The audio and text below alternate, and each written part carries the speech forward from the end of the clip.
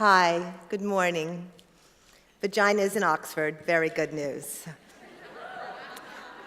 I am so honored to be here today among so many of you who are involved in the transformation of human consciousness, who devote yourselves daily to the survival of human species into uplifting both physical and spiritual conditions of our existence. I'm particularly moved today to be here with my sisters, Christine from Congo, Fahima from Sudan, and Fartoum from Somalia. They are some of the most powerful, brave women in the world, and they put their bodies and beings on the line every day in some of the most treacherous, dangerous, and difficult places. And I particularly want to thank the formidable Pat Mitchell, who makes all things possible, and who links all of us across rooms and countries. I want to say that this week, Tuesday, that the great poet Adrienne Rich died. And I've been very sad about it last night, and I was thinking about her, what an extraordinary feminist and activist, and what a great poet she was. And I just want to take a moment to honor Adrienne Rich. And I found this beautiful thing that she wrote that just felt so fitting for the Skoll Forum. She said, "My heart is moved by all I cannot save. So much has been destroyed. I have to cast my lot with those who, age after age, perversely, with no extraordinary power, reconstitute the world." So I feel today I'm with the perverse lot that is reconstituting the world. And I'm thrilled to be here at the height of V season. For those of you who don't know what a V season is, I'll give you some examples of things that have been happening over these last 2 months when V-Day begins. On March 6th, I was at the European Parliament, where 9 MEPs, women, performed the Vagina Monologues in the European Parliament and shook that place like it has never shaken before. And as I said to a journalist when he came up to me afterwards and said, "Well, what do you feel?" I said, "Well, what do you feel?" Well, and he said, "It feels really different in here." And I said, "I know." I'm very proud of them. I'm very proud that they took that stand for violence against women. And I think it was one of those moments, those breakthrough moments, when politicians actually step forward to become leaders, to become radicals, to fight and put their bodies and beings on the line for violence against women and ending it. I've also spent time looking on the web to see what things are happening, and I've seen ministers performing the play in Ontario. There were Asian domestic workers performing the play in London. I was with a group of amazing young activists from Occupy Wall Street who did Vaginas Occupy in downtown New York. And I spent the beginning of this season in January at the first graduation of City of Joy in Bukavu, an extraordinary revolutionary center that you'll hear more about if you come to our panel. I've had an amazing V season, and I'm on my way to Bosnia to meet with women who were raped during the war, who were fighting for their rights and for finally getting justice and having their lives matter. And I'm going to Milan and Torino. Right this year, there were 5,400 events in 1,800 places across the planet. And it's amazing to me that it has been fueled organically and originally by the Vagina Monologues. And now there are plays and there are films that accompany it. The process is very simple.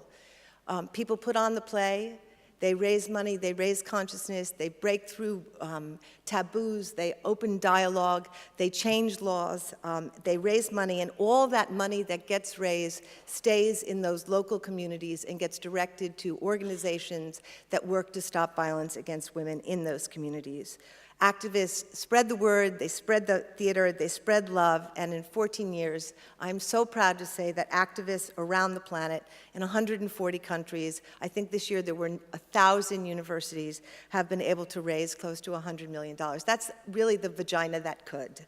I would like to brag and tell you that I envisioned all of this out of the box, but to be honest, it was an utter accident.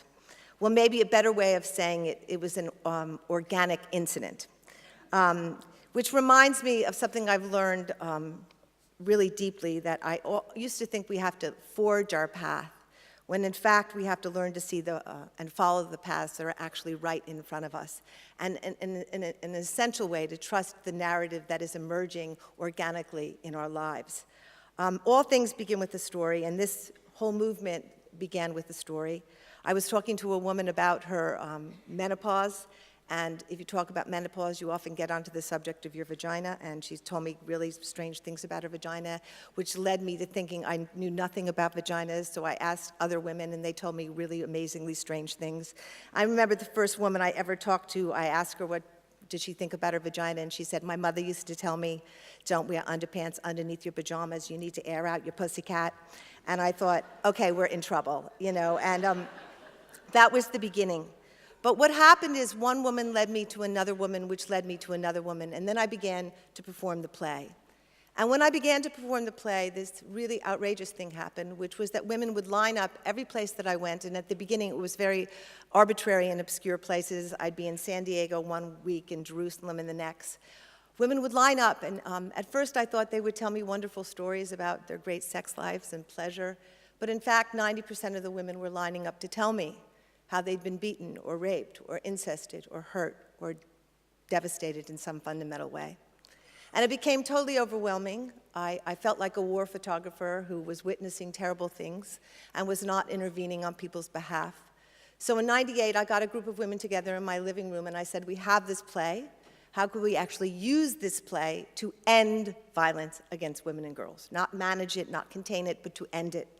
And that began the idea of V-Day, which started almost 15 years ago. It is amazing what has happened since then, and it's all happened very organically, one woman moving one woman to man, to woman, to woman, to woman, to man. One woman said, I want to take this to colleges, another woman said, I want to make vagina pajamas, another woman, and it was just the spreading of this movement. But I want to talk about how V-Day and the movement is essentially one huge disruption, and how deeply I believe in disruption, and how deeply I believe in the outrageous. Because I think everything I've learned in the last 14 years defies logic. It defies following a course that you were told to do. It defies authority. V-Day was an outrageous idea. First of all, it was an outrageous idea to have a play give birth to a social movement. Second of all, it was outrageous to name a movement after the vagina. And I remember at the beginning, people told me, you can't do that. That's just, no one will ever come, you know, you've got to change it. And I kept saying, no, that's the point. The point is to do something so that people have to confront and deal with, and have discourse around their uncomfortable feelings around the word and what it brings up in them. And then the second thing was, it was outrageous to build a movement and say that we actually believed that ending violence against women was possible, and to dream that big and to put out that statement, which actually upset people. People would come up to me and say, how can you say that? How can you tell people that they'll end violence? They would get violent with me. And I would think to myself, what is it about the idea of ending violence against women that makes people violent? Why can't we even imagine a world where that is possible? I want to say that I think one of the great things about building something on the basis of outrageousness or disruption is it actually leads to bigger outrageousness and more disruption. And I can cite a few incidents where, for example, we decided in 2001 we would do our huge event at Madison Square Garden, which is 18,000 seats and the home of testosterone. And many people thought it was a completely insane idea to say we could do the Vagina Monologues at Madison Square Garden. But in fact, we filled it with 18,000 people, and it was one of the greatest events, and it propelled this movement across the planet.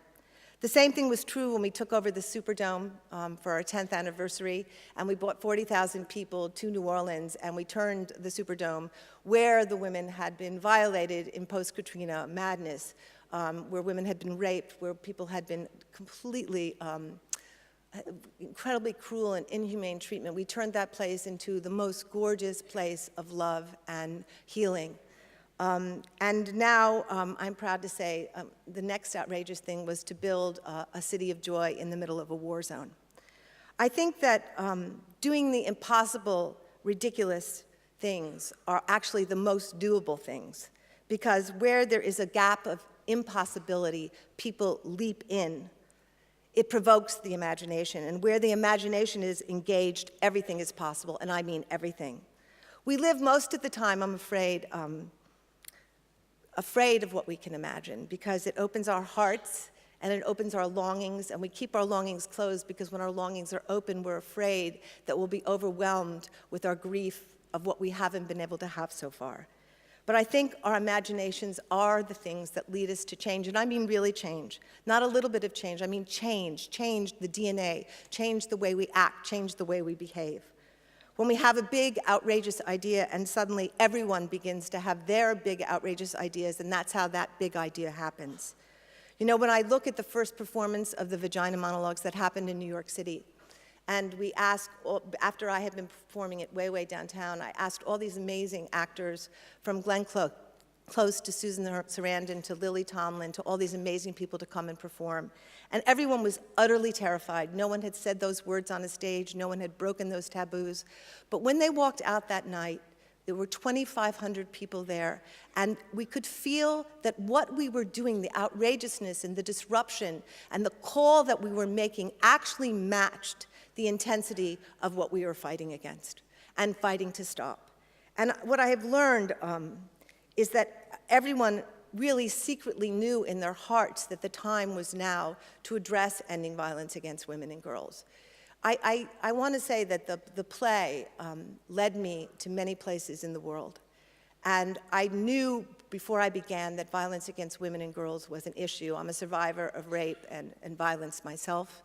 But I had no idea of the epidemic proportions of violence against women. And I must say, after 14 years of traveling to probably 60 or 65 countries, of being in some of the most difficult and broken and violent places, from Bosnia to Afghanistan to Haiti to Kosovo to the Congo, which was the place that finally shattered my heart. But not just the war zones. Being in suburbs in America or in Britain or in France, or being in little towns or villages, or just listening to the everyday stories that women and girls are suffering on this planet. The fact that we have not made violence against women and girls the central issue of our time, or one of the central issues of our times, is one of the most maddening things in the world to me. I think really, and I really want to call to Skoll, because I just am so in such profound admiration of what happens here, that we really see and look at the impact of violence against women and what it is doing to the planet. When you think that women carry the future in their bodies, when you think that women hold who we are going to be and who we are going to become by their parenting, when you think that 1 out of 3 women on this planet, 1 out of 3, which is 1 billion women, will be raped or beaten in her lifetime. When you think that doesn't even include the women who will have their genitals cut from FGM, or who will be acid burned, or who will be trafficked, and we can go on, or who will be stoned. Those aren't even on the list of those 1 out of 3.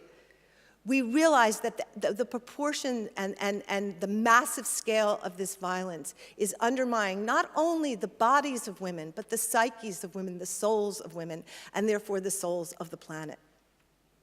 I want to say also that I learned right out of the block with V-Day that if we were really going to tackle an issue this size, we couldn't follow the predictable roads and be behaved and polite the way everyone had been before. And I was so happy last night to hear the talk of not being logical, because I think logic has so imprisoned us and kept us in the status quo, in this box where we keep moving things around but not changing the world. I think the body has its own logic, and we have to listen to the body. And we have to stop being safe, and we have to stop focusing on the obstacles, but instead focusing on where we're going and on what is possible. That's what this movement of 14 years has taught me. Not to stop when a couple of doubters or fundamentalists or well-meaning friends call me crazy. I am crazy. I support my crazy. I love crazy. And I think all of us need to be crazy, and all of us need to be misbehaved. And I think we're also bloody behaved. And I say that bloody, I like saying it here, bloody behaved, because I feel there's something about listening to authority and following authority and not countering authority that keeps us all marching towards our end. I also want to talk about generosity, because as I've traveled around the planet these last years, I've met the most generous women on the planet. Women who literally every single day of their lives get up with no resources, with no electricity, with no water, with nothing, and give everything that they do not have to keep their communities alive, to keep their families alive, to keep centers open, to keep hotlines running, to keep the daily humanity of communities alive. And I think one of the things I learned, I was a very poor playwright. I was living way, way downtown, making $18,000 a year before the Vagina Monologues. And then suddenly this play happened, much to my surprise, which suddenly spun me into money. I had never had money. And I didn't really want money. I was scared of money. But then as Cyndi Lauper says, you know, money changes everything, and it does. And what I realized is at a certain point I had made enough money, and so I gave the Vagina Monologues essentially, not that I don't make a little bit of money now, but most of the money I gave to V-Day. And people told me at the time that I was crazy to give my play away. And what I learned was, this is my own personal response, that by giving the play away, what happened is that other people began to give what they do away. And so V-Day became this massive volunteer organization, because at the core of it was something freely given. And I think when things are freely given, it inspires other people to give things freely. The energy or the intention of things often determines that the energy will follow. And I think because we have only 11 paid staff, we have no offices, everybody works from their home, everybody who is in V-Day is an activist and they're putting their lives and bodies on the line, we've encouraged that in all the world to be the same. I also want to say that I think sometimes those of us who give money or give out money don't really understand what money is. I think that money is energy. And I think if you get it, you're not special, you're lucky. And I think there's a big difference between being special and lucky. Because I think if you think you're special, you make people jump through hoops when they come to you for money. But you actually don't have a hoop, you have money. And money doesn't make you special, it makes you lucky. Money is energy, and if you share your luck and energy, you get luckier. If you hoard your luck and energy, it becomes greed, and you get stuck, which becomes ugly. And then you begin to control people with your luck and second-guess people with your luck. It becomes power, and power corrupts. But once you give it away, just give it away. Just give it away. If you hold on to it, it will never travel. And if you let it go, it will be given to others who will give it to others. Because if you've truly modeled giving, much of what I've learned because I'm an artist. And when I write a play or a book, if I'm really writing it well, it has nothing to do with me. I'm just a host. I'm just the person it passes through. If you show up every day and allow it to grow in you, and then it pours out of you. I think it's the same thing with money. We want to own people, or we want to save people with money. And I don't know about you, but I don't want to be owned, and I don't want to be saved. I think we try to own people and save people and places and things and countries. But both those things, saving and owning, keep us outside the experience. They keep us above, on top of, in the whole hierarchical chain. Owning, as far as I'm concerned, is the path to hell, because when you own something or somebody, you often kill it. And you murder them, and you murder their soul. But you also murder your own soul. When you love people or places or countries, it actually isn't about you, it's about us. And I want to just talk about Congo for 1 minute here, because when I first went to the Congo 6 years ago, and I sat with women for the first time in the Pansy Hospital, and I heard the stories that shattered my heart of girls as young as 9 months old being raped and mutilated, and 8-year-old girls being torn apart, and 80-year-old women. And I heard horrors that I had never heard in my life. My mind kind of shattered. I don't think I'll ever be the same. I don't want to be the same, because I think when you witness that kind of horror, it's impossible to ever be the same.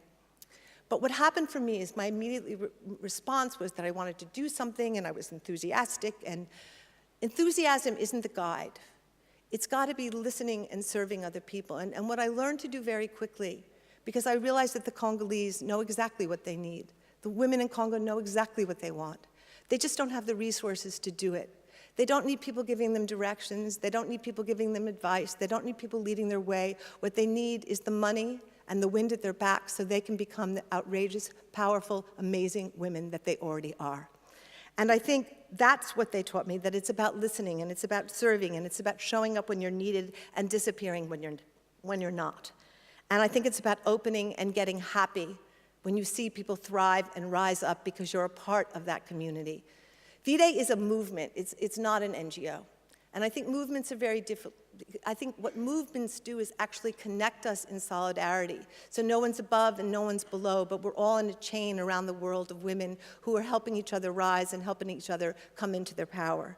I want to just share one story of this woman named Agnes Pareo, because she epitomizes to me how this movement works. I met Agnes 10 years ago in Kenya, in Masai land, in the Rift Valley.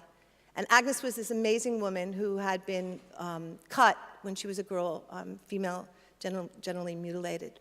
And she was devastated by that and made a decision that she was going to devote her life to changing that and stopping that practice. And so she created an alternative ritual where girls come of age and they come into their bodies and they come into their beings through theater and dance, and they go away for a week and they learn about their sexuality and they get cows, which is my favorite part, and they don't get cut. And when I met Agnes, she was walking literally through the Rift Valley, and she had a box. And inside the box was a half a woman's torso, an anatomical model.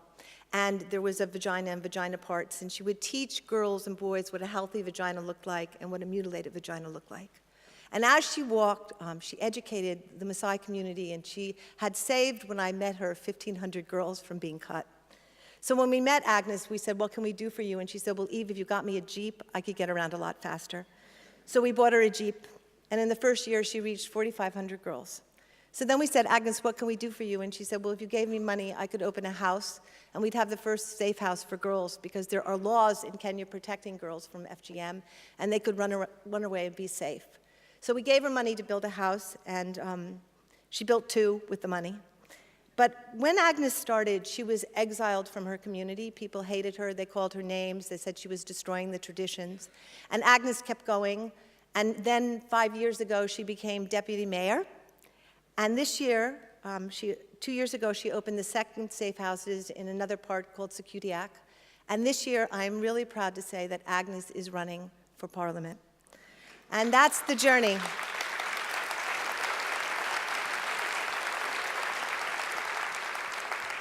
And here's what Agnes has taught me. A, she knew what she needed to do all along. B, she needed the resources to do it. C, she needed friendship. She needed us, she needed V-Day, she needed a movement to be at her back when she got in trouble, when people put her down, when people attacked her. And that if we support women on the ground, if we support grassroots leaders, if we support, they will actually become the future leaders. That's what she taught me. I want to just talk a little bit about intention, because I've been thinking a lot about intention, and I found this beautiful quote by Carlos Castaneda. In the universe, there is an immeasurable, indescribable force which shamans call intent. And absolutely everything that exists in the entire cosmos is attached to intent by a connecting link. We had one intent when we started V-Day, which was to end violence against women and girls, and to use art and activism to do that. Our intent was not to make money or to build an organization. Our intent was not to make careers, or to the contrary. Our intent was to go out of business. Our intent was not to be powerful, it was to empower. Our intent was to trust theater as a tool for social change. Our intent was to trust the women on the ground to know their own destinies, to trust the Agneses and Christines and Fahimas and Fartums, to know that they would be the architects of their own world and their own futures.